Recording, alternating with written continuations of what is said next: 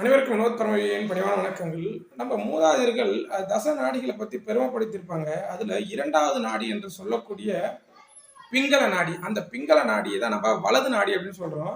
வலது நாடி என்ன பண்ணும் அப்படின்னாக்கா, இடது பக்கம் இருக்கக்கூடிய கால் கட்ட விரல் நின்று வலது நாசியை பற்றி இருக்குன்னு சொல்லுவாங்க. அதாவது இடது பக்கம் கால் கட்ட விரலை நின்று வலது நாசியை பற்றி நிற்கும் அப்படின்னு சொல்லுவாங்க. அதனால தான் நம்ம என்ன பண்ணுறோம் அப்படின்னா, வலது நாசியை அடைச்சிட்டு இடது நாசி வழியாக காற்று இழுத்து வலது நாசி வழியாக விடும். அது மாதிரி காற்றை மடை மாற்றும்.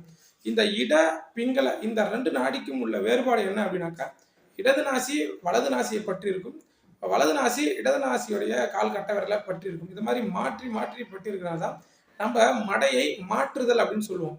இந்த மாதிரி மடை மாற்றதுனால என்ன பலன் அப்படின்னா, நம்ம தண்டம் வச்சு மடை மாற்றணும் அப்படின்னா நம்ம செய்யக்கூடிய காரியங்கள் பலன் தரும் அப்படின்றத நம்ம மூதாதையர் சொல்லியிருக்காங்க. முயற்சி பண்ணுவோம். வாழ்க யோகம். யோகம் வரட்டும். அடுத்த பதிவில் கண்டிப்பாக சந்திக்கிறேன்.